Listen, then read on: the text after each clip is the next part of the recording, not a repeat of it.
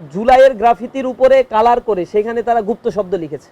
গুপ্ত লিখেছে ছাত্রদল, এটা ভিডিও আছে ইউটিউব ফেসবুকে আপনারা দেখতে পাবেন। গতকাল থেকে এটা চলছে। ছাত্রদলের ডাবল স্ট্যান্ডার্ড নীতি সবসময় আছে, নিজেরা হামলা করে আবার নিজেরাই দায় চাপাইয়ে তারা মিছিল করছে। যে সকল সন্ত্রাসীরা অস্ত্র উঁচিয়ে তারা এই জাতীয় অপকর্মগুলো করেছে, হামলা করেছে, তাদেরকে আইনের আওতায় নিয়ে আসতে হবে এবং বিচার করতে হবে।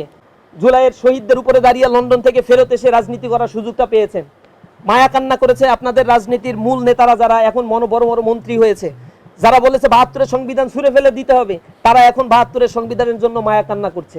আপনাদেরকে বুঝতে হবে জনগণের যে রায়, এই গণ রায় যদি আপনারা না মানেন, গণবিস্ফোরণের জন্য আপনাদের অপেক্ষা করতে হবে। বেশি দিন সময় পাবেন না, এখনো পর্যন্ত লাইনে ফেরত আসেন, ক্যাম্পাসগুলোতে উত্তপ্ত করবেন না। ক্যাম্পাসগুলোতে আমরা চাই সকলের সহ অবস্থান থাকুক। ক্যাম্পাসের ছাত্র সংসদগুলো, যেই ক্যাম্পাসগুলোতে হয়েছে, ছাত্র সংসদের পক্ষ থেকে আমরা কোনো শিক্ষার্থীর গায়ে একটা ফুলের টোকা পর্যন্ত দিতে দেই নাই। আর আমরা কোনো দখলদারিত্ব বাণিজ্য বিশ্বাস করি না, চাঁদাবাজিতে বিশ্বাস করি না।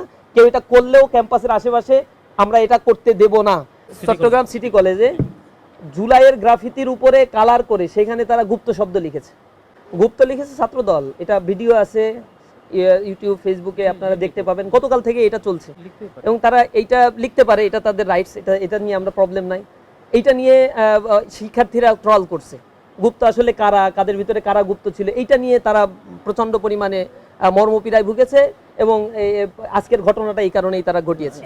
দ্বিতীয় হচ্ছে ছাত্র দলের ডাবল স্ট্যান্ডার্ড নীতি সবসময় আছে, নিজেরা হামলা করে আবার নিজেরাই দায় চাপাইয়ে তারা মিছিল করছে। এগুলো ঢাকা বিশ্ববিদ্যালয়ে আপনারা দেখছেন, কিছু হইলেই কোনো কথা ছাড়াই ছাত্র শিবিরের উপর দায় চাপাই দাও। হামলা কি জন্য হয়েছে এটা যাচাই বাছাই নাই, পরে খোঁজ খবর নিয়ে গেল হামলাটা তাদের লোকজনই করছে।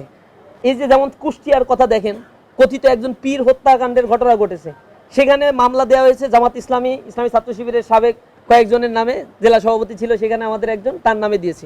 পরবর্তীতে যুগান্তর পত্রিকা বা আরো কয়েকটা পত্রিকায় প্রকাশিত হলো এই হামলার সময় যারা জড়িত ছিল অস্ত্রসহ সবগুলো ছাত্রদল, যুবদল এবং বিএনপির সাথে সংযুক্ত। এই তাদের চরিত্র। আমরা আশা করি সরকারের বোধোদয় হবে, তারা তাদের এই সন্ত্রাসী গোষ্ঠীগুলোকে তাদের লাগাম টেনে ধরবে।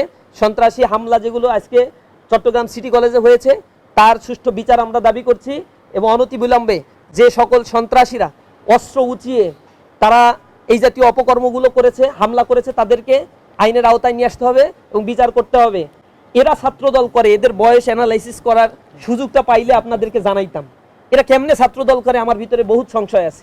এদের বয়স হয়ে গেছে অনেক বেশি, ছাত্রত্ব কাঙ্ক্ষিত পর্যায়ের ম্যাক্সিমাম বিশ্ববিদ্যালয় কলেজের নাই, এরা এখন আসে ছাত্রদলের নেতৃবৃন্দ হয়। এই প্রজন্মের পালস তারা আসলেই বুঝতে পারছে না এবং তারা একটা ফাঁদ কেটে রাখছে বর্তমান সরকারের জন্য।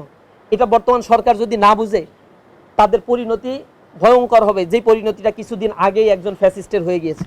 আমরা সরকারের প্রতি উদাত্ত আহ্বান জানাই, বারবার বিভিন্ন ইস্যুতে আমরা তাদেরকে সতর্ক করছি, রাজপথের শান্তিপূর্ণ কর্মসূচি দিচ্ছি, মিছিল করছি। আমরা সরকারের কাছে সরকারের শুভাকাঙ্ক্ষী হতে চাই, দেশটা নতুনভাবে গড়ে উঠুক, এটা আমরা চাই। ইসলামী ছাত্র শিবির এক্ষেত্রে সহযোগিতা করবে, কিন্তু কোনো অন্যায় আমরা বরদাস্ত করব না।